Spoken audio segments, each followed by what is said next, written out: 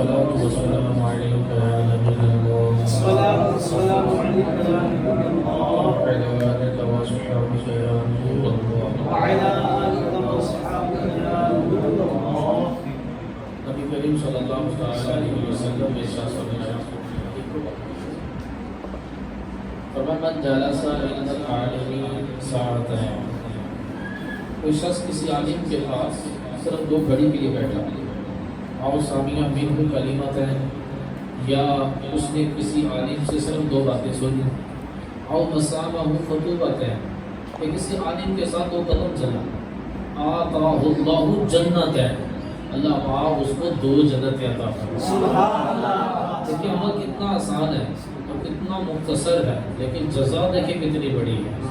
اگر کوئی بندہ کسی عالم کے پاس اللہ کی رضا کے لیے 2 گھڑی اس کے پاس بیٹھ جائے، یا اس سے 2 باتیں سن لے، یا اس کے ساتھ 2 قدم چلے، اللہ پاک اس کو 2 جنتیں عطا فرمائے گا. فرمایا کہ وہ 2 جنتیں اس دنیا کی مثل ہو، جتنا بڑی یہ دنیا ہے اتنی بڑی وہ ایک جنت اللہ پاک اس کو عطا فرمائے. اللہ پاک ہمیں قرآن حدیث کی بات کو سننے، سمجھنے، عمل کرنے، دوسروں کو پہنچانے کی توفیق عطا فرمائے. دیکھیں جب وہ اتنی بڑی جزا دی جا رہی ہے تو سمجھ لیں کہ یہ کام کتنی بڑی اہمیت والا ہو. 2 باتیں سننے پر اللہ پاک 2 جنتیں عطا فرما رہا ہے. اس سے یہ معلوم ہو رہا ہے کہ اللہ پاک کے نزدیک ایک عالم دین کے پاس بیٹھنے کی، عالم دین سے باتیں سننے کی کس قدر اہمیت ہو، یہ عمل اللہ پاک کے نزدیک کس قدر پسندیدہ ہو. تو جب بندہ علماء کے پاس بیٹھ کر دین سیکھنا شروع کر دیتا ہے تو اس کے لیے دنیا کی زندگی بھی آسان ہو جاتی ہے، قبر و حشر کی زندگی بھی آسان ہو جاتی ہے. دین کا علوم نہ ہونے کی بنا پر بسا اوقات ہم نیکی کا کام کر رہے ہوتے ہیں، اس کو نیکی سمجھ رہے ہوتے ہیں، جبکہ وہ بہت بڑا گناہ ہوتا ہے. جس کو ہم گناہ سمجھ رہے ہوتے ہیں وہ بہت بڑا ثواب کا کام ہوتا ہے. ایسے مثال کے طور پر ایک بندہ مسجد میں سلام پھیرتا ہے تو ایک بندہ کھڑا ہو کر رونا شروع کر دیتا ہے کہ جی میں لٹ گیا، برباد ہو گیا، گھر میں آٹا نہیں ہے، راشن نہیں ہے، تو میری مدد کریں. پھر جا کر وہ دروازے پہ بیٹھ جاتا ہے تو کوئی 500 کوئی 2000 کچھ کو دینا شروع کر دیتا ہے. لوگ سمجھ رہے ہوتے ہیں کہ ہم غریب کی مدد کر رہے ہیں. یہ مدد نہیں، یہ بہت بڑا گناہ کا کام ہے. کیونکہ مسجد کے اندر اپنی ذات کے لیے مانگنا حرام، جو مسجد میں اپنی ذات کے لیے مانگے اس کو دینا حرام. تو اب جس کو ہم ثواب سمجھ رہے ہیں وہ ثواب نہیں ہے، وہ گناہ کا کام ہے. اس طرح اسلام کے سارے اصول اور قوانین کا پتہ ہونا ضروری ہے. جہاں جس کو ہم جھوٹ ہے، جس کو ہم بہت برا سمجھ رہے ہوتے ہیں، یہ جھوٹ کئی موقعوں پر بہت بڑے ثواب کا کام بھی ہے. جھوٹ حرام بھی ہے، جھوٹ ثواب کا کام بھی ہے. غیبت کی صورتیں ہیں، غیبت حرام بھی ہے، غیبت کفر بھی ہے، غیبت جائز بھی ہے، غیبت واجب بھی ہے. کیا ساری صورتیں ہمیں پتہ ہے کہ کس صورت میں غیبت کرنا واجب ہے، کس صورت میں غیبت حرام ہے، کس صورت میں غیبت کرنا جو ہے وہ ثواب کا کام ہے؟ پھر ہم کہتے ہیں رشتہ دار سے تعلق توڑنا بہت بڑا گناہ کا کام ہے. رشتہ دار سے تعلق توڑنا گناہ بھی ہے، رشتہ دار سے تعلق توڑنا بہت بڑا ثواب کا کام بھی ہے. بعض صورتوں میں رشتہ دار سے تعلق توڑنا واجب ہو جائے گا، تعلق رکھنے پر گناہ ہوگا، تعلق ختم کرنے پر ثواب کا کام ہوگا. یہ سارے قوانین کے ہمیں پتہ ہوتے ہیں، ہمیں نہیں پتہ ہوتے. ایک بندہ، ایک مفتی صاحب کہتے ہیں کہ جب محفل میں جاتے ہیں تو لوگ زبردستی پلیٹ میں سالن ڈال کر دینا شروع کر دیتے ہیں. اب نہیں علامہ صاحب، حضرت صاحب آپ اور لیں. کہتے ہیں انہوں نے ڈال دیا. اب میری اتنی گنجائش نہیں ہے کہ میں اتنا خاص ہوں. تو 100 بندے کو بیماری ہوتی ہے، 100 بندے نے پریز کرنا ہوتا ہے. کہتے ہیں میرے سے جتنا کھایا گیا میں نے کھا لیا، باقی چھوڑ دیا. اب ایک بندے نے اس کی تصویر بنا کر سینڈ کی کہ تم جیسے مفتی جب خلاف سنت کام کریں گے تو عوام کا کیا بنے گا؟ عالم پر اعتراض کرنا بڑا گناہ کا کام ہے. ایک عالم کو سمجھانا یہ عوام کے کام نہیں ہے. آپ ایک مفتی کو کہہ رہے ہو کہ مفتی صاحب خلاف سنت کام کریں، عوام کا کیا بنے گا؟ بولے تو آپ کو سارے اصول پتہ. حلال کھانا حرام ہو جاتا ہے، حلال کھانا حرام ہو جائے گا کہ اگر آپ نے کھانا کھایا، اب آپ کو پتا کہ میں نے مزید اور کھایا تو میری طبیعت خراب ہو جائے گی، مجھے موشن لگ جائے گی، مجھے وامٹنگ آ جائے گی، تو وہ حلال کھانا مزید حرام ہو جائے گا. حلال کھانا اتنا زیادہ کھا لینا کہ بندے کو پتا ہے کہ اب میری طبیعت خراب ہونی ہے تو اس کو مزید کھانے کی اجازت نہیں ہے. تو جب ایک سنت ہے پلیٹ کو صاف کرنا، لیکن جب میں زیادہ کھاؤں گا تو زیادہ کھانا میرے لیے حرام ہے، تو میں حرام کو چھوڑوں یا سنت کو چھوڑوں؟ پہلی بات ہے حرام کام چھوڑوں گا میں کیوں اس کو پوری پلیٹ کو کھاؤں کہ جب مجھے پتا کہ میری سے طبیعت خراب ہو جائے گی. تو سارے اصول اور قوانین پتہ نہیں. دو شخص غیبت کر رہے ہوتے، لو جی مولوی صاحبہ غیبت کریں گے تو آپ کا کیا بنے گا؟ بھائی آپ کو پتہ ہے کہ غیبت کرنا واجب ہو سکتا ہے. دو عالم اگر غیبت کر رہے ہیں تو ہو سکتا ہے کہ واجب والی ہی صورت ہے تو غیبت کر رہے ہیں نا. اب ایک بندہ میرے پاس آتا ہے اور مجھ سے پوچھتا ہے کہ میں فلاں سے اپنی بیٹی کا رشتہ کرنے لگا ہوں، آپ اس کو جانتے ہو، آپ اس کے بارے سے کیا کہتے ہو؟ تو اب میرے پہ غیبت کرنا واجب ہو گیا. میں اس کی ساری برائیاں بتاؤں گا کہ بھائی وہاں رشتہ نہ کرو، وہ بندہ تو ایسا ہے ایسا ہے ایسا ہے. اب یہاں غیبت کرنا حرام نہیں، یہاں غیبت کرنا واجب ہے اور اس پر مجھے گناہ نہیں، مجھے ثواب تو ملے گا. لو جی مولوی صاحبان اگر غیبت کریں گے تو پھر عوام کا کیا بنے گا؟ تو جس کو سارے اصول اور قوانین پتہ نہیں ہوتا وہ بیچارہ دھوکے میں پڑا ہوتا ہے. وہ نیکی کو گناہ سمجھ رہا تھا، گناہ کو ثواب کا کام سمجھ رہا ہوتا ہے.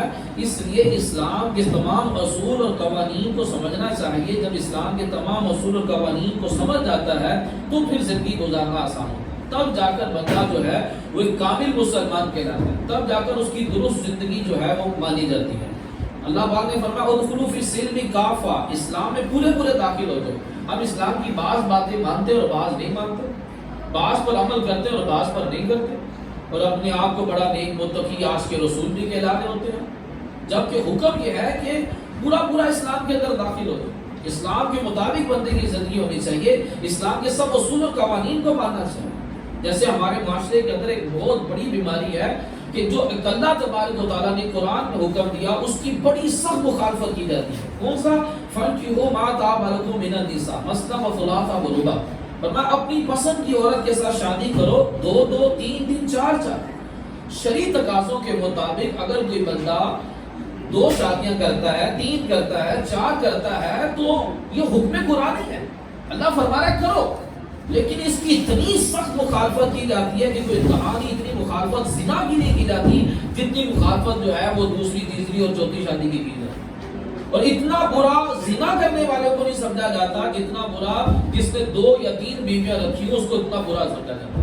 اتنی بری نظر سے اس کو نہیں دیکھا جاتا جو زنا کرتا ہے، جتنی بری نظر سے اس کو دیکھا جاتا ہے وہ انہیں 2 بیویاں کی کوئی آیا اور جنہیں 2 بیویاں کی. اتنا ہمارے معاشرے کے اندر ایک حکم قرآن کا ہے اور ہم قرآن کے ماننے والے اس حکم قرآنی کی بڑی سخت مخالفت کر رہے ہیں. جس کا دیکھیں اسلام کے جتنے بھی اصول اور قوانین ہیں اس میں ہماری ذات کو فائدہ ہے، ہماری دنیا کا بھی فائدہ ہے، ہماری آخرت کا بھی فائدہ ہے. اس اصول کے اندر سب کے لیے بڑے فائدے رکھے گئے. اب وہ فائدے گنوانا چاہو تو یہ الگ موضوع گن گا، لیکن یہ ٹاپک نہیں ہے. بتانے کا مقصد یہ ہے کہ سب اصول اور قوانین جو ہیں وہ بندے کو پتہ ہونے سے کہ کس طرح سے کہاں کیا چیز حلال ہے، کیا حرام ہے، کیا جائز ہے، کیا ناجائز ہے. اب ایک 2 خاندان کا آپس میں جو ایک رشتہ ہوتا ہے، ایک رشتہ قائم ہوتا ہے، ان دونوں کی زندگی کوئی آسان زندگی نہیں ہے، یہ بڑی مشکل زندگی ہے. آسان اس صورت میں ہوگی کہ جب حضور علیہ السلام کی سنت اور شریعت اور اس قرآن اور اس کے اصول اور قوانین پتہ ہوں. کیونکہ حدیث میں ہے کہ جب بندے کی شادی ہو جاتی ہے تو شیطان چیختا چلاتا ہے. اس کے شیطان پوچھتے کہ کیوں چیخ رہا ہے؟ کہتا ہے کہ فلاں کا نکاح ہوگا. کہتا نکاح ہوا تو کیا ہوا؟ کہتے ہیں آدھا ایمان محفوظ ہو گیا. نکاح کوئی چھوٹا عمل نہیں ہے، یہ وہ عمل ہے کہ جس سے آدھا ایمان محفوظ ہو رہا ہے. ایمان ایک بہت بڑی نعمت ہے، ایمان سیکیور ہو گیا، اس سے بڑھ کر اور کیا چاہیے؟ جس کا ایمان سیکیور ہے وہ تو سیدھا جنت میں جائے گا، وہ اس میں جنت ہے ہی، اس کے لیے جنت ایمان والے کے لیے. تو چیتے کہتے ہیں ہم کیا کریں؟ کہا کہ ان دونوں کو آپس میں لڑواؤ، اس وقت تک لڑواؤ جب تک دونوں میں آپس میں طلاق نہ ہو جائے. اب جب جیسے ہی نکاح ہو گیا تو اب چیلوں کو ٹارگٹ مل گیا ہے، شیاطین کو، ان کو آپس میں لڑوانا ہے، ان کو سکون کی زندگی نہیں گزارنے دینی، اور اس وقت تک لڑوانا ہے جب تک ان کی آپس میں طلاق نہ ہو جائے. اب وہ صبح و شام ہر لمحے ان شیاطین کا کام یہ ہے کہ ان میاں بیوی کو کسی طرح سے لڑوایا جائے.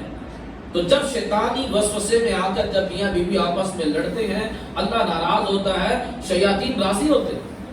جب کوئی شیطان طلاق کروانے میں کامیاب ہو جاتا ہے تو جب وہ بڑے شیطان کو جا کر بتاتا ہے تو اس کو بڑے انعام و اکرام دیے جاتے ہیں کہ تو نے بڑا کام کیا کہ آج 2 میاں بیوی میں طلاق کروا. اور طلاق کی ریشو اتنی بڑھتی جا رہی ہے، اتنی بڑھتی جا رہی ہے کہ انتہا نہیں. دارالفتہ میں اگر دن میں 100 سوال ہوں تو 90 سوال طلاق کے ہوتے ہیں، 90 سوال طلاق کے ہوتے ہیں. آپ جا کر یونی کونسل میں اور عدالت میں جا کر دیکھیں کہ طلاق کی ڈگریاں بھری پڑی ہیں. ڈیلی پتہ نہیں کتنی طلاق کی ڈگریاں بنتی ہیں، کتنے ڈیلی طلاق کے کیس آتے ہیں. کس بنا پر؟ نہ مرد کے پاس اسلام کی تعلیمات ہے، نہ عورت کے پاس اسلام کی تعلیمات ہے. دونوں لڑ کر زندگی گزارتے ہیں، ایک دوسرے کے دشمن بن جاتے ہیں، قتل و غارت تک معاملہ چلا جاتا ہے، اور زندگیاں تباہ ہو جاتی ہیں، دنیا بھی تباہ ہو جاتی ہے اور آخرت بھی تباہ ہو جاتی ہے. پھر بعض تو ایسے ہوتے ہیں کہ چلو مفتی صاحب سے پوچھ لیں، بعض تو پوچھتے بھی نہیں ہیں، حرام زندگی گزارے ہوتے ہیں. نبی کریم صلی اللہ علیہ وسلم نے ارشاد فرمایا قرب قیامت کے لوگ اپنی بیویوں سے زنا کریں گے. بیوی سے زنا؟ فرمایا ہاں، اسلامی اصول اور قوانین جانتے نہیں ہوں گے، جہالت کی بنا پر ایسا کام کر دیں گے، عورت نکاح سے نکل چکی کہ انہیں پتہ بھی نہیں ہوگا، اور وہ اپنی ہی بیوی کے ساتھ زنا کے اندر مبتلا ہوگا. اور اتنی یہ ریشو ہے نا کہ میں آپ کو بتا نہیں سکتا. ایک بڑی خاتون کا مجھے فون آیا، کہنے لگی کہ میرا کسی دوسرے مرد کے ساتھ چکر چل گیا، تو میں اس کے ساتھ بھاگ گئی، اور اس نے عدالت میں جا کر ڈگری بنوا لی طلاق کی. پاکستان ہے، اس میں کیا نہیں ہوتا، پیسے تو ساری ڈگریاں بن جاتی ہیں، نکاح کی ڈگری بھی بن جاتی ہے، طلاق کی بھی بن جاتی ہے، جو مرضی بنوا لو. اس نے طلاق کی ڈگری بنوا کر اور وہیں پر عدالت میں نکاح کر نکاح نامہ بنوا لیا. کچھ عرصہ مجھے ساتھ رکھا اور اس نے مجھے چھوڑ دیا.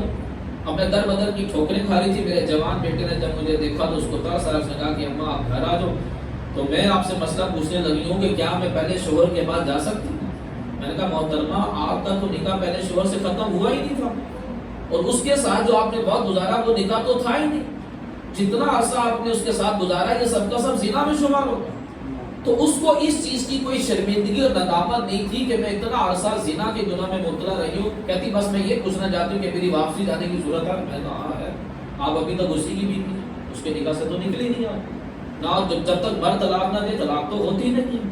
لیکن ہر دوسرے دن آپ جائیں عدالت میں، عورتیں بغیر مرد کے طلاق دیے کی ڈگریاں بنوا رہی ہیں، ڈگریاں بنوا کر آگے شادی کر رہی ہوتی ہیں. اس قدر معاشرے کے اندر جو ہے وہ لوگ سمجھ رہے ہیں کہ ہم ایک دوسرے پر حلال ہے، حلال نہیں، ایک دوسرے پر حرام ہے. ابھی سورہ مجادلہ جو ہے یہ کیوں نازل ہوئی؟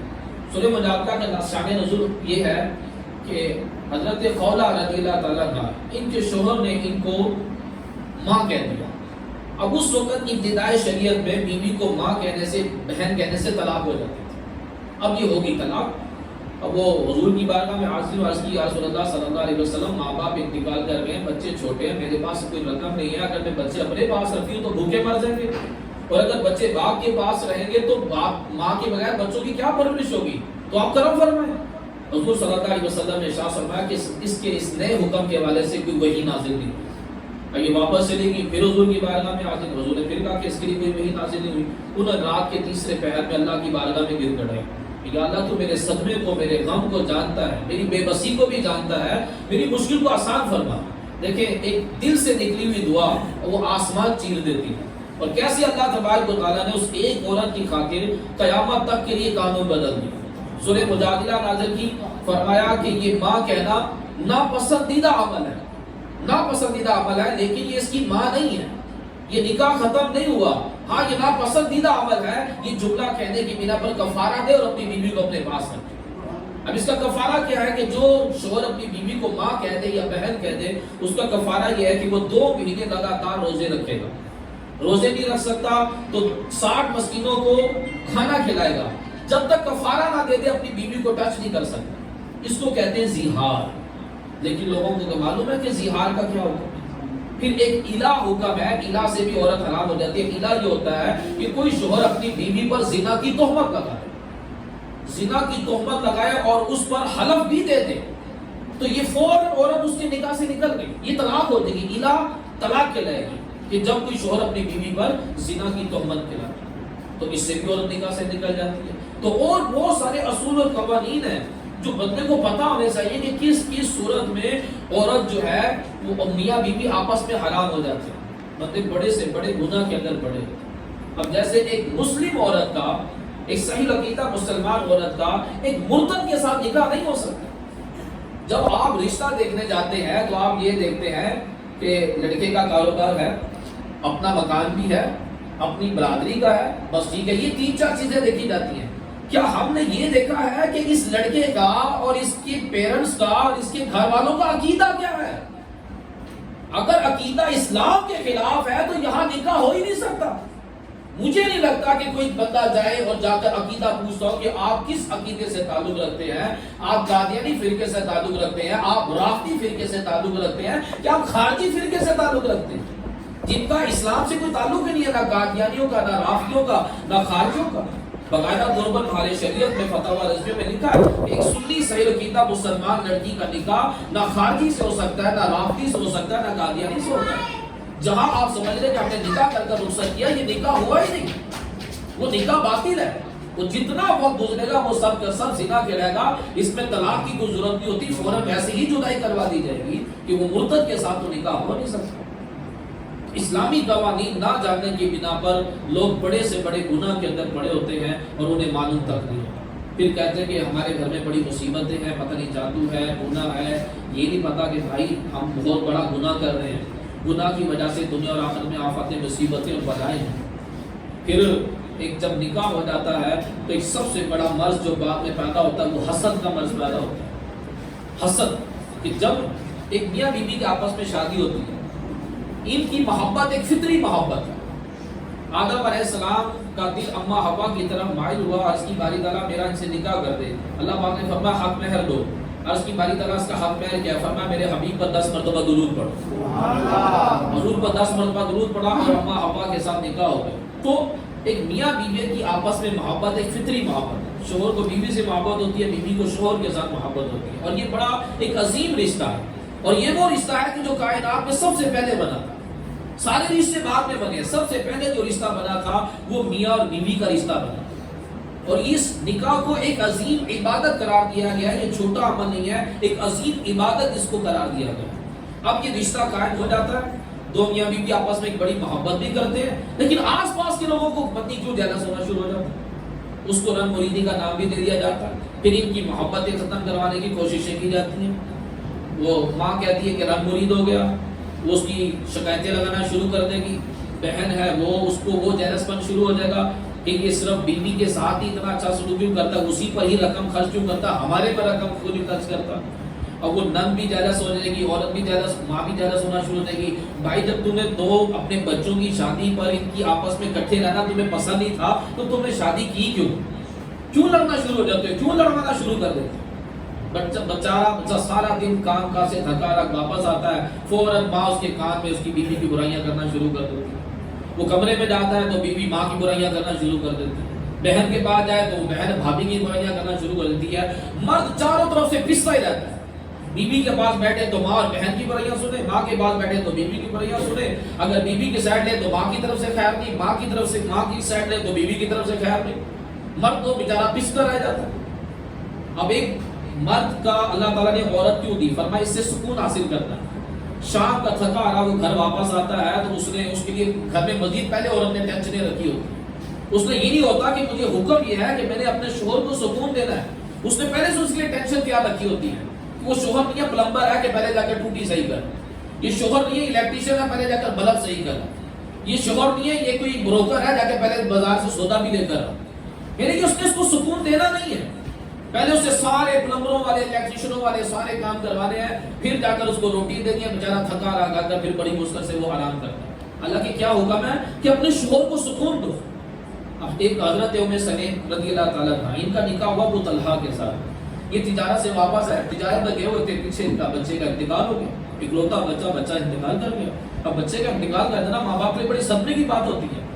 اب یہ ام سلیم کا دیکھیں کردار دیکھیں کیسا، بچہ انتقال کر گیا، آپ نے اس کے اوپر کپڑا ڈال دیا کہ بھی میرا شوہر آنے والا ہے، اتنے دنوں کے بعد آج تجارت سے واپس آنے والا ہے، سفر سے تھکا رہا واپس آ رہا ہے، آپ نے کپڑا ڈال دیا۔ واپس آئے ابو طلحہ، نہائے دھوئے وغیرہ، آپ نے ان کو کھانا پیش کیا، کھانا کھایا، ام سلیم نے بناؤ سنگھار کیا، بناؤ سنگھار کرنے کے بعد ابو طلحہ نے ان کے ساتھ حق زوجیت ادا کیا۔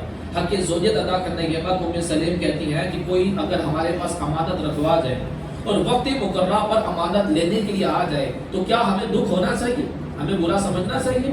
تو ابو طلحہ نے کہا کہ اس میں کون سی بری بات ہے؟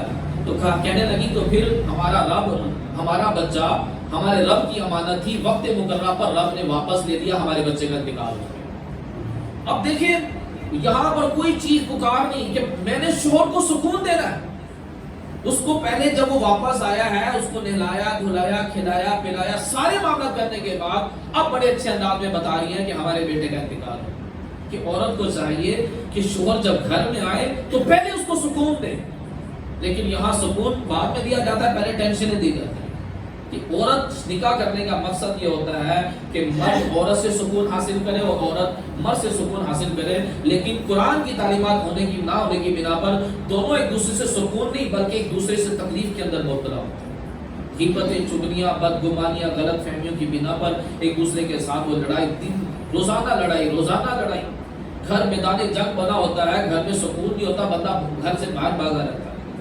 تو گھر میں سکون اور رحمتیں اس وقت نازل ہوں گی جب دونوں میاں بیوی کا آپس میں اتفاق اور پیار محبت ہو، نہ بیوی کے پیچھے لگ کر ماں کے پیچھے لگ کر بیوی کے ساتھ زیادتی کرنے کی بالکل اجازت نہیں کہ آپ والدہ کے پیچھے لگ کر بیوی کے ساتھ زیادتی کریں، اس کی اجازت شریعت دے دے، ایسی اجازت نہیں۔ بیوی کے پیچھے لگ کر ماں کی بے ادبی کریں، شریعت اس کی بھی اجازت نہیں دیتی۔ حکمت عملی کے ساتھ چلنا ہوگا کہ ماں کی نافرمانی بھی نہ ہو، بیوی کے ساتھ زیادتی بھی نہ ہو اور رشتہ داروں کے ساتھ تعلقات بھی نہ ٹوٹیں، اس طرح ایک حکمت عملی کے ساتھ زندگی گزارنی چاہیے۔ یہ زندگی آسان نہیں ہے۔ اللہ پاک نے قرآن میں ارشاد فرمایا لقد خلقنا الانسان فی کبد، ہم نے انسان کو مشقت میں رہنے والا پیدا کیا۔ جب تک زندگی ہے تب تک مشقتیں ہیں، مسلمان کی زندگی میں مشقت ہی مشقت ہے، راحت اس کے لیے قبر میں۔ جب وہ اچھے اعمال کر کر جب قبر میں جاتا ہے تو سارے غم ختم، اب اس کے لیے قبر جنت کا باغ بنا دی جاتی ہے، جنت کی کھڑکی کھول دی جاتی ہے، اب اس کے لیے اطمینان کی زندگی کا سلسلہ مرنے کے بعد شروع ہوتا ہے، مرنے سے پہلے نہیں ہے۔ مرنے سے پہلے تو مشقت ہی مشقت ہے۔ پھر اگر زندگی کی گاڑی چلانے کے لیے ایک عفو و درگزر کا ہونا بہت ضروری ہے، کیونکہ ہم سب انسان ہیں، میں بھی انسان ہوں، آپ بھی انسان ہیں۔ آپ میرے حوالے سے غلطیاں کریں گے، میں آپ کے حوالے سے غلطیاں کروں گا۔ اگر آپ کو مجھ سے تعلق قائم رکھنا ہے تو میری غلطیوں کو اگنور کرنا ہوگا، مجھے اگر آپ سے تعلق قائم رکھنا ہے تو مجھے آپ کی غلطیوں کو اگنور کرنا ہوگا۔ نہ تو آپ پاکیزہ نہ میں پاکیزہ ہوں، پاکیزہ ایک ہی شخصیت ہے، وہ حضور کی ذات، اس کے علاوہ کوئی پاکیزہ نہیں۔ حضور نے فرمایا ہر انسان گناہ گار ہے، بہترین وہ ہے جو توبہ کرنے والے، جو غلطی کو مان لیتے ہیں، غلطی کو تسلیم کر لیتے ہیں، جو معافی مانگ لیتے ہیں، بہترین انسان ہے۔ غلطیاں سب سے ہونی ہیں، تو شوہر کو چاہیے کہ بیوی کی غلطیوں پر درگزر سے کام لے، اور بیوی سے غلطیاں زیادہ ہوتی ہیں شوہر کے مقابلے۔ کیوں؟ کیونکہ اس کی عقل آتی ہے اور وہ ٹیڑھی پسلی سے کرتی ہے۔ اس کو اللہ پاک نے عقل مکمل نہیں دی، عقل کم دی ہے، اور اس کو ٹیڑھی پسلی سے بنایا ہے، اس لیے اس سے غلطیاں زیادہ ہوتی ہیں۔ اس لیے شوہر کو حکم ہے کہ وہ اپنی بیوی کی غلطیوں میں درگزر کرے۔ ابراہیم علیہ السلام جلیل القدر نبی خلیل اللہ ہے، اللہ کی بارگاہ میں حضرت سارہ کی شکایت کرتے ہیں تو اللہ پاک نے کیا فرمایا؟ فرمایا کہ ابراہیم صبر کرو، نہیں کہا کہ اس پر سختی کرو، اس کو ڈانٹو، اس کو جھاڑو، نہیں سمجھتی تو اس کو مارو، طلاق دے دو، ایسا نہیں، فرمایا ابراہیم صبر کرو۔ اب ابراہیم جیسی عظیم شخصیت بھی اپنی عورت سے تنگ ہے تو بتائیں ہم کس گن کی بولی ہیں؟ اتنے بڑے نبی بھی تنگ آ کر اللہ کی بارگاہ میں اپنی بیوی کی شکایت کرے تو پتا چلا کہ عورت کی طرف سے آپ کو آزمائش سے آئیں گی، لیکن صبر سے کام لینا ہے، نرمی سے کام لینا ہے۔ حضور نے فرمایا تم میں سے بہترین مسلمان وہ ہے جو اپنے بیوی بچوں پہ نرم ہو۔ سب سے زیادہ ہم جو پیسے دیتے ہیں نا، مسجد میں دیتے ہیں، مدرسے میں دیتے ہیں، ادھر ادھر دیتے ہیں، سب سے زیادہ ثواب اللہ کہاں پر ہے؟ بیوی کو دینے پر ہے۔ سب سے زیادہ ثواب جب بندہ بیوی کو اپنی رقم دیتا ہے، بیوی بچوں کو، ماں باپ کو جب دیتا ہے تو سب سے زیادہ ثواب ہو جاتا ہے۔ باہر ہم بڑی رقم خرچ کرنے کے لیے تیار ہوتے ہیں، لیکن جب عورت کو دینے کی باری آتی ہے تو لڑائی جھگڑا شروع ہو جاتا ہے کہ تم تو پیسے بہت خرچ کرتی ہو، تم تو بڑی فضول خرچ ہو، پہلے پیسے دیے تو وہ کہاں اڑایا، وہ جو کل پیسے دیے تو اس کا حساب دو مجھے، اس طرح کے معاملات، پھر اس پر لڑائی جھگڑا ہو۔ عورت بھی کہتی ہے تو مجھے خرچہ کم دیتے ہو۔ تو عورت پر نرمی کرنا، اس کے ساتھ اچھا سلوک کرنا، اس کو رقم دینا، اس کے لیے سامان خرید کر لانا، یہ سب ثواب کا کام ہے۔ جو کھانا پینا کپڑا وغیرہ ہم خرید کر لاتے ہیں یہ سب فی سبیل اللہ کہلائے گا۔ تو جب آپ بازار جاؤ گے نا، جب آپ یہ سمجھو گے کہ یہ تو مجھے ثواب مل رہا ہے تو آپ کو خرچ کرنے میں تکلیف نہیں ہوگی، کپڑے خریدنے میں، جوتی خریدنے میں اور کھانے پینے کی اشیاء خریدنے میں، یہ سب کا ثواب ہے۔ لیکن جب اللہ کی رضا کے لیے سنت کی نیت کے ساتھ کیا تو شوہر کو چاہیے کہ اپنی بیوی کے ساتھ وہ نرمی کے ساتھ رہے، اچھا سلوک کرے۔ فرمایا وَعَاشِرْهُنَّ بِالْمَعْرُوفِ، اللہ فرما رہا ہے کہ اپنی عورتوں کے ساتھ اچھا سلوک کرو۔ حضور نے فرمایا کہ یہ عورتیں اللہ کی طرف سے تمہارے لیے ہدیہ ہیں، قیامت والے دن ان کے حوالے سے تم سے سوال کیا جائے گا۔ ایمان کے بعد سب سے بڑا تحفہ قرار دیا گیا ہے بیوی کا ملنا، سب سے بڑا تحفہ اچھی بیوی کا ملنا یہ ایمان کے بعد سب سے بڑا تحفہ رب کی طرف سے، اللہ کی طرف سے یہ تحفہ ملا ہے۔ تو بندے کو چاہیے کہ وہ اس تحفے کی قدر کرے، اس تحفے کے ساتھ اچھا سلوک کرے۔ پھر عورت کو چاہیے، عورت کو کیا حکم دیا؟ فرمایا رجال قوامون علی النساء، فرمایا میں نے مردوں کو عورتوں پر حاکم بنایا۔ حاکم سخت ہوتا ہے، حاکم سنجیدہ ہوتا ہے، حاکم نے آرڈر کرنا ہوتا ہے، عورت کو یہ ساری چیزیں برداشت کرنی ہوگی۔ عورت کو شوہر کو حاکم تسلیم کرنا ہوگا، اس کے حکم بھی ماننے ہوں گے، اس کی سختی کو، اس کی سنجیدگی کو بھی تسلیم کرنا ہوگا۔ حاکم کوئی میما چوچا نہیں ہوتا، حاکم کوئی مسکریاں کرنے والا نہیں ہوتا۔ حاکم ہوتا ہے اس کو اللہ پاک نے ایک روب، ایک دبدبا دیا ہوتا ہے۔ تو شوہر کو عورت پر حاکم بنایا۔ حدیث میں ہے کہ کوئی عورت ایمان کی حلاوت نہیں پا سکتی جب تک اپنے شوہر کو حاکم تسلیم نہ کرے۔ اور اس سے بڑھ کر اور کیا بات ہوگی کہ فرمایا کہ پورے جسم سے خون پیٹ بہ رہا ہو، عورت کپڑے سے، ٹیشو سے نہیں، اپنی زبان سے چاڑ چاڑ کر اپنے مرد کا پورا جسم صاف ستھرا کرے، فرمایا تب بھی اپنے شوہر کا حق ادا نہیں کر سکتی۔ اس سے بڑھ کر اور کیا بات ہوگی؟ صحابیہ اوپر والی منزل میں رہتی ہیں، ان کے والد صاحب نچلی منزل میں رہتے ہیں۔ شوہر گئے، جاتے ہوئے کہا کہ میری اجازت کے بغیر گھر سے نہیں نکلنا۔ اب اس دور میں ٹیلی فون تو ہوتے نہیں تھے، والد صاحب بیمار پڑ گئے، تو صحابیہ نے حضور کو پیغام بھیجا کہ یا رسول اللہ میں نیچے چلی جاؤں اپنے باپ کی عادت کے لیے؟ فرمایا اپنے شوہر کی فرما برداری، اجازت نہیں ملی اپنے والد کے پاس آنے کی، کہ کیونکہ تمہارا شوہر تمہیں باہر نکلنے سے منع کر دیا، جب تک وہ واپس نہ آ جائے تمہیں باہر نکلنے کی اجازت نہیں۔ کہاں سے اوپر سے نیچے آنا تھا، حضور نے اجازت نہیں دی۔ اس سے بڑھ کر پھر بھی اگر خواتین کو سمجھنا ہے کہ شوہر کی اطاعت کیا ہے، تو پھر ان کی دنیا اور آخرت کا کیا بنے گا؟ یہ خود اپنی دنیا برباد کرتے ہیں، پھر اپنی آخرت کو خود ہی داؤ پہ لگاتی ہیں کہ جب شوہر کو حاکم تسلیم نہیں کرنا اور شوہر کی اطاعت نہیں کرنی۔ نبی کریم صلی اللہ علیہ وسلم نے ارشاد فرمایا شوہر اگرچہ بد مزاج بھی ہو، بلا وجہ بھی ڈانٹتا جھاڑتا ہو، فرمایا اگر کوئی عورت صبر کرے گی تو حضرت آسیہ رضی اللہ تعالیٰ عنہا کے اجر کے برابر اس کو اجر دے۔ صبر سے کام، اور اس کی شوہر کی برائیاں نہ کرے، کہیں پر بھی جا کر شوہر کی برائی نہ کرے، یہ غیبت کے اندر ہے۔ ہاں اس کو جا کر شوہر کی بات بتائیں جو آپ کے شوہر کی اصلاح کر سکتا ہو، جو اصلاح نہیں کر سکتا اس کو بتانے کی کیا ضرورت ہے؟ غیبت کے کبیرہ گناہ میں آپ پڑھ رہے ہیں، بس اگر غیبت نہیں وہ تہمت بن جاتی ہے کہ آپ اپنے شوہر پر الزام لگا رہے ہو۔ اسی طرح مرد کو بھی چاہیے کہ اپنی بیوی کی برائیاں نہ کرے۔ پہلے کے مسلمان کیسے حیادار ہوتے تھے، ایک شخص کا آپس میں نکاح ہوا تو پوچھا کہ آپ کی بیوی کیسی ہے، آپ کے ساتھ کیسا سلوک کرتی ہے؟ فرمایا میں گھر کی باتیں باہر نہیں کرتا۔ پھر وہ کچھ عرصے کے بعد طلاق ہوگی، کہا اب تو بتائیں گے کہ وہ تو ایسی تھی ایسی تھی۔ فرمایا وہ آپ کی کوئی طلاق والا معاملہ ہوا، کیا ہوا، کیوں طلاق ہوئی؟ فرمایا کل تک تو وہ میری اپنی تھی، اب تو غیر ہوگی، میں غیر عورتوں کی باتیں نہیں کرتا۔ کسی قسم کی بات گھر سے باہر جانی نہیں چاہیے، لیکن ہمارے گھر کا معاملہ پورے رشتہ داروں میں سب کو پتا ہوتا ہے کہ ان کی آپس کی کیا معاملہ ہے۔ کیا ضرورت ہے پڑوسیوں کو، رشتہ دار کے آنے والوں کو بتانے کی؟ گھر کا معاملہ گھر میں رہنے دیں۔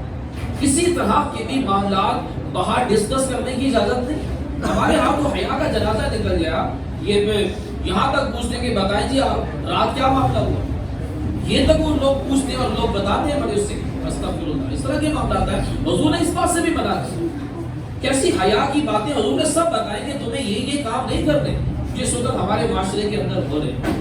تو یہ سارے اصول و قوانین بندے کو سمجھنے چاہیے اور گھر کے اندر اسلام کو نافذ کرے اور قرآن و سنت کے مطابق بندہ زندگی گزارے، تاکہ یہی میاں بیوی جنت میں بھی اکٹھے ہو۔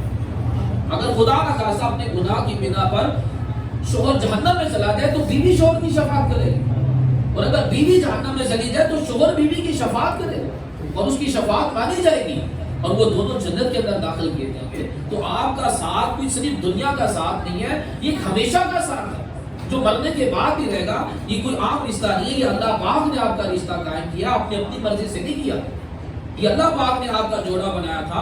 اس کو تسلیم کریں اور اچھے طریقے سے ساتھ اکٹھے رہیں۔ لیکن اب معاملات حالات جو ہے نا وہ بگڑتے سے بگڑتے چلے جا رہے ہیں، گھر کے گھر تباہ ہوتے چلے جا رہے ہیں، گھر کے گھر تباہ ہوتے جا رہے ہیں۔ ایک ہم نے ہندوؤں سے کیونکہ تعلیمات زیادہ دیتے اسلام کی کم لیتے ہیں، اب وہ اپنی طرف سے بنایا ہوا سالی آدھے گھر والی۔ آپ کو کس نے کہا سالی آدھے گھر والی؟ سالی سے پڑھتا ہے آپ، سالی جس سے اتنی بے تکلفی والے معاملات ہونا، اس سے تو گھر کے گھر تباہ ہوتے ہیں۔ ہم نے سنے، دیکھیے ہمارے پاس کیسز آتے ہیں، کئی بندہ سالیاں گھر میں آتی ہیں، جی کیا جی بہن بیمار ہے کام کاج کے لیے آئی، تو وہ بھنوئی کے ساتھ معاملہ ہو گیا، اس نے اپنی اس کو طلاق دی اور اس کو نکاح کر کے کہیں اور دبئی چلے گئے، ادھر چلے گئے۔ وہ منہ دیکھتی رہے گی کہ میری چھوٹی بہن میرا گھر تباہ کر کر چلے گی۔ کیوں؟ تم نے شریعت کی بات نہیں مانی، شریعت کی بات کو تم نے مذاق سمجھا، جس کی بنا پر تم عمل نہیں کر پایا، اور اس عورت نے اپنی بہن کو پردہ نہیں کروایا اپنے شوہر سے، وہ معاملات نہیں کروائے، پھر اس کو خود بھگتنا پڑا کہ اس کا اپنا گھر جو ہے وہ تباہ و برباد ہو کر گیا۔ تو اللہ تبارک و تعالیٰ ہمیں سمجھنے کی توفیق عطا فرمائے کہ یہ معاملہ کوئی آسان معاملہ نہیں ہے، یہ بڑا نازک معاملہ ہے، بڑی احتیاط کے ساتھ قرآن حدیث کی روشنی میں لے کر اس رشتے کو لے کر چلنا چاہیے، پھر جا کر اس رشتے کا فائدہ ہوتا ہے، ورنہ یہ کوئی فائدہ نہیں ہوتا۔ بندہ کہتا ہے کہ میں تو شادی کر کر بچتا ہوں، اور کوئی دوسرا بندہ کہتا ہے میں تو شادی کر کر بچتا ہوں۔ تو اللہ تبارک و تعالیٰ ہمیں قرآن حدیث کے مطابق زندگی گزارنے کی توفیق عطا فرمائے۔ دعوت اسلامی کے مدنی ماحول سے وابستہ رہیں، ہفتہ وار اجتماع میں آئیں، مدنی چینل دیکھتے رہیں، کتابوں کا مطالعہ کریں، اور آپس میں ایک دوسرے کو سمجھانے کا، تربیت کا ذہن ہوتے رہنا چاہیے۔ یا ایھا الذین آمنوا قوا انفسکم واہلیکم نارا، ایمان والوں اپنی بیوی بچوں کو جہنم کی آگ سے بچاؤ۔ صحابہ نے عرض کی کیسے بچائیں؟ اور میں خود بھی عبادت کرو، ان کو عبادت کی تلقین کرو، ان کو خود بھی دین سیکھو، ان کو دین سکھاؤ، خود بھی حرام کے لقمے سے بچو، ان کو حلال کا لقمہ کھلاؤ۔ تو ہمیشہ اپنے بیوی بچوں کو حلال کھلانا چاہیے، ان کو وقتاً فوقتاً روزانہ دین کی تعلیمات دیتے رہنا چاہیے۔ اس سے کیا ہوتا ہے کہ گھر امن و خوشیوں کا گہوارہ جو ہے وہ بنا رہتا ہے۔ اللہ تبارک و تعالیٰ ہمیں عمل کی توفیق عطا فرمائے۔ آمین بجاہ نبی آمین صلی اللہ تعالیٰ علیہ وسلم۔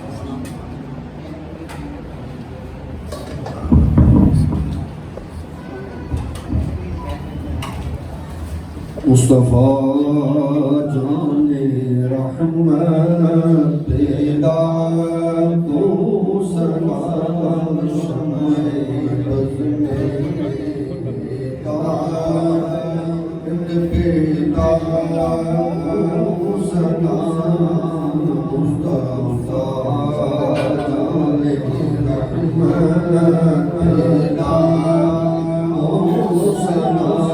مصطفیٰ جان رحمت پیدا تو سلام وہ ہمارے نبی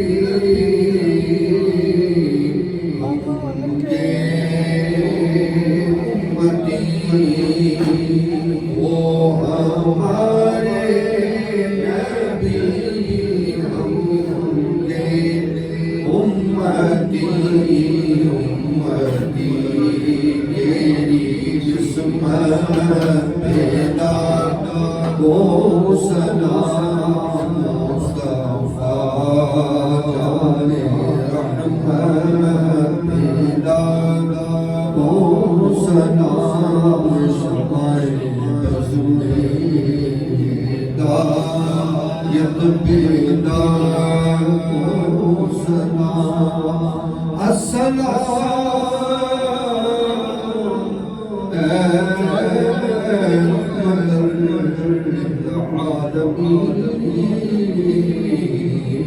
یہ سلام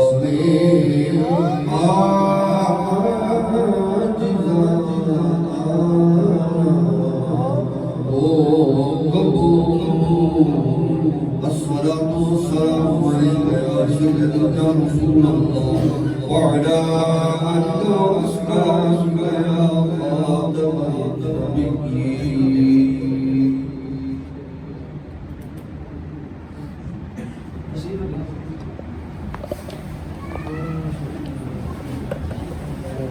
مجھے نا سننے میں عرفان بھائی نے مجھے بتایا، میرے سمجھ میں آیا کہ میری بیٹی کا نکاح ہے۔ میں نکاح کے موضوع پہ بات کروں، مجھے ابھی عثمان نے جو بتایا کہ عقیقہ ہے، عقیقے کے موضوع پہ میں پھر بیان کرتا ہے، تو اللہ سبحانہ و تعالیٰ خیر کوئی نہیں، چلو مسئلے مسائل سیکھنے کو ملے ہیں، بڑا اچھا۔ عقیقہ بھی نبی پاک صلی اللہ علیہ وسلم کی سنت ہے، اور یہ عقیقہ کیا ہوتا ہے؟ یہ شکرانہ ہے۔ ولیمہ بھی کیا ہوتا ہے؟ یہ شکرانہ ہوتا ہے۔ بیوی ملی ہے، اس کی نعمت میں ولیمہ کیا جاتا ہے، یہ شکرانہ ہے۔ پھر اولاد ملی ہے تو اس کے شکرانے میں عقیقہ کیا جاتا ہے، یہ ایک سنت ہے۔ اس کی فضیلت یہ ہے کہ جب بندہ عقیقہ کرتا ہے تو کیونکہ یہ ایک صدقہ ہے، صدقے سے بہت بڑی مصیبتوں، آفتوں، بلاؤں، مصیبتوں سے بچہ بچ جاتا ہے۔ اور پھر یہ بھی حکم ہے جو استطاعت ہونے کے باوجود اگر عقیقہ نہ کرے تو اس کی اولاد اس کو فائدہ نہیں دے گا۔ استطاعت ہونے پر عقیقہ کرنا چاہیے. عقیقہ 7ویں دن کیا جائے گا. مثال کے طور پر بچہ جمعرات کو پیدا ہوا ہے تو بدھ کو کریں گے. اگر آپ بدھ کو نہیں کر پا رہے تو جب بھی آپ نے زندگی میں کرنا ہے تو بدھ والے دن ہی کریں. یعنی کہ جب بھی عقیقہ کریں گے تو آپ نے بدھ والے دن ہی کرنا کہ وہی بدھ کا یہ سنت مانی جائے گی. اصل سنت یہ کہ 7ویں دن کیا جائے. تو اس سے کیا ہوتا ہے کہ بچہ آفتوں بلاؤں سے بچ جاتا ہے. اب بچہ پیدا ہونے پر جو نا فوراً کام جو کیا کرنا چاہیے وہ اذان دینی چاہیے. اذان دینے میں تاخیر نہیں کرنی چاہیے. اگر اذان دینے میں تاخیر کی جائے تو صبیان کا مرض لگتا ہے, مرغی کا, جس کو مرغی کے دورے پڑتے ہیں. اس کی ریزن یہ بھی ہو سکتی ہے کہ اس کو اذان دیر سے دی گئی ہے. تو اذان دینے میں کبھی کبھار بہت دیر کر دی جاتی ہے. اذان دینے کے بعد اس کو گھٹی دی جائے گی. گھٹی ہوتا ہے کہ کسی صحابہ کے یہاں بچہ پیدا ہوتا تھا, حضور کی بارگاہ میں جاتے تھے, حضور کھجور نرم کر کر بچے کے منہ میں دیتے تھے. گھٹی کا اثر پڑتا ہے. تو ہمیشہ گھٹی کسی عالم, مفتی, بزرگ سے دلوانی چاہیے. جہاں پر بھی خاندان میں سے جھگڑے ہونا شروع ہو جاتے ہیں کہ فتح فلاں نے گھٹی دینی ہے, فلاں نے دینی ہے. میں نے حدیث پڑھی تھی کہ جب بچہ پیدا ہوتا ہے تو شیطان فاسقہ فاجرہ عورت کو وسوسہ ڈالتا ہے کہ تو گھٹی دے, تاکہ بچہ بھی فاسق و فاجر بنے. تو ہمیشہ جب بچہ پیدا ہو تو کسی بزرگ, نیک, متقی, پرہیزگار, عالم, مفتی, حافظ وغیرہ سے گھٹی دلوانی چاہیے. پھر اس کے بعد 7ویں دن عقیقہ کیا جائے گا. 7ویں دن ہی نام رکھا جائے گا. 7ویں دن ہی سر کے بال اتارے جائیں گے. پھر نام رکھنے کے وجہ سے جھگڑا شروع ہو جاتا ہے, کہتا ہے میں نے رکھنا ہے, فلاں نے رکھنا ہے, فلاں نے رکھنا. پھر یونیک نام رکھنا ہے جو خاندان میں کسی کا نہ ہو. ایسا نہیں ہونا چاہیے. جو بزرگوں کے نام ہیں, جو اچھے نام ہیں, جن کے اچھے معنی ہوں, وہ نام رکھے جائیں. یہاں پر نام ایسے رکھے جاتے ہیں کہ ایمان کو لالے پڑ جاتے ہیں. ایمان فاطمہ, یہ نام رکھنے کی اجازت ہی نہیں ہے. ایمان ہے اللہ ایک ہے, حضور اللہ کی آخری نبی ہے, اس چیز کو ایمان کہتے ہیں. فاطمہ ایمان تو نہیں. تو ایمان فاطمہ خالی ایمان ہی نام رکھ دیتے ہیں. پھر آپ کو پتا جب ہم نے بلانا آتا ہے کتنے مر گئے ہیں اور ٹوٹ پڑے ہیں, اور معاذ اللہ ایمان فاطمہ کو اس طرح کے الفاظ بولنے. کبھی بھی مقدس نام کا دکانوں کے نہیں ہونے چاہیے, اور ایسا نام جس سے شریعت نے منع کیا ہو وہ نام نہیں رکھنے چاہیے. پھر قرآن پاک سے ہم نے دیکھ کے نام رکھا, مانا تو دیکھ لو. ایک نے اپنی بچی کا نام رکھا تحریم. تحریم سورت کا نام ہے, سورہ تحریم. اس کا مطلب بتا کیا ہے؟ حرام کرنے والی. تو آپ اپنی بچی کا نام تحریم رکھ لو, آپ کی بچی حرام کرنے والی ہے. کوئی کسی نے اپنے بچے کا نام خناس رکھ دیا, بھائی شیطان کو خناس کہتے ہیں. جی ہم نے تو قرآن سے رکھا تھا, آپ نے ترجمہ دیکھا تھا. ایک نے اپنی بچی کا نام رکھا ملحون. ملحون کا مطلب ہوتا ہے نمک. یہ کیا نام ہوا؟ تو 7ویں دن نام رکھا جائے گا, وہ بھی کسی آپ عالم سے, مفتی سے پوچھ کر نام رکھیں کہ جو حضور نے بتایا اس کے مطابق جو وہ نام رکھا جائے. اب ایک نے اپنی بچی کا نام رکھا زکیہ. زکیہ کا مطلب ہوتا ہے پاکیزہ. اب حدیث میں ہے کہ اپنے منہ سے اپنی تعریفیں نہ کرو. اب یہ اپنی تعریف پائی جا رہی ہے. ابرار نام رکھنے سے منع کیا. ابرار کا مطلب ہوتا ہے نیکوکار. یہ اپنے منہ آپ ہی میں بڑا نیکوکار ہوں. تو ایسے نام جس میں اپنی تعریف پائی جا رہی ہے وہ نام رکھنے سے منع کیا گیا.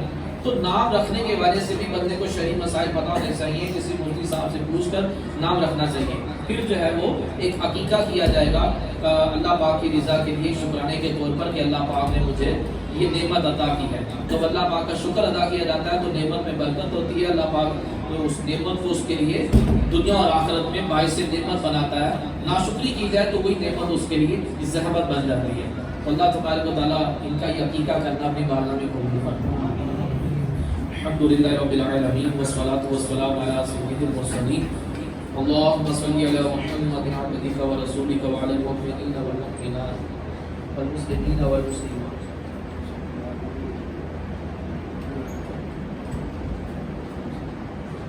یا اللہ پاک جو محفل پاک کی گئی, نعت خوانی ہوئی, درس و بیان ہوا, حاضر نیاز ہے, مولا کریم ہمارا یہاں مل بیٹھنا, ذکر و اذکار وغیرہ کرنا, سننا اپنی بارگاہ میں قبول فرما کر اپنی رحمت کاملہ سے اس کا جو ثواب عطا فرما. مولا کریم ثواب کو بارگاہ رسالت صلی اللہ علیہ وسلم میں تحفہ تک پیش کرتے ہیں. نبی پاک صلی اللہ علیہ وسلم کو عطا فرما. حضور صلی اللہ علیہ وسلم کے تمام ابوا و جداد, حضور صلی اللہ علیہ وسلم کے والدین کریمین کو عطا فرما. تمام انبیاء کرام علیہ السلام, صحابہ کرام, صحابیات علیہ رضوان, اہل بیت, امہات المؤمنین, اولیاء کاملین, حضور صلی اللہ علیہ وسلم کی ساری امت کو عطا فرما یا اللہ عز و جل ہمارے جتنے دوست احباب رشتے دار دنیا فانی سے ایمان کی حالت میں چلے گئے ان کی روحوں کو عطا فرما مولا کریم بالخصوص فاروق صاحب کی والدہ مرحومہ کی روح کو عطا فرما ان کی کامل مغفرت فرما ان کی آخرت کے تمام منازل کو آسان فرما یا اللہ عز و جل عثمان بھائی کے والد مرحوم کی روح کو عطا فرما مولا کریم ان کی کامل مغفرت فرما ان کی آخرت کے تمام منازل آسان فرما یا اللہ عز و جل ہمارے ماں باپ کی ساری امت کی مغفرت فرما ہمارے تمام صغیرہ کبیرہ گناہوں کو معاف فرما نیکیوں پر ایمان پر سلامتی عطا فرما مسلمانوں کو بیماریوں قرضداریوں تنگدستیوں بے روزگاریوں بے اولادیوں بے جا مقدمے بازیوں طرح طرح کی پریشانیوں سے نجات عطا فرما یا اللہ عز و جل ان کی والدہ مولا کریم عثمان بھائی کی والدہ کی روح کو عطا فرما ان کی کامل مغفرت فرما مولا کریم عرفان بھائی نے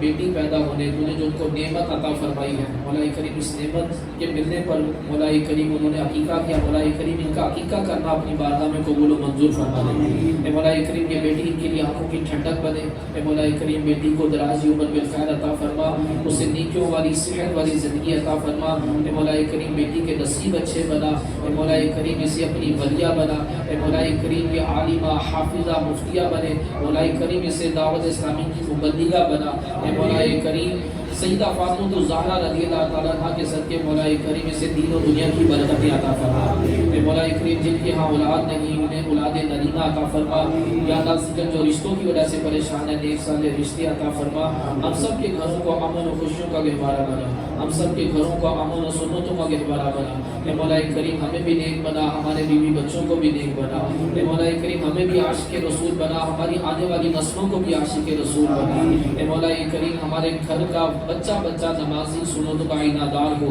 مولا کریم ہمارے بچے ہمارے لیے صدقہ جاریہ بن جائیں مولا کریم تمام کو نیک متقی پرہیزگار بنا یا اللہ عز و جل ہم سب کو دعوت اسلامی مرشد کی غلامی میں استقامت عطا فرما یا اللہ عز و جل ہمارے امیر علیہ سنت کے علم میں عمل میں عمر میں برکتیں عطا فرما ان کا سایہ ہمارے سروں پر تعمیر قائم و دائم فرما یا اللہ عز و جل ہم سب کو بار بار حج کی توفیق عطا فرما روضہ رسول صلی اللہ علیہ وسلم کی بعد حاضری نصیب فرما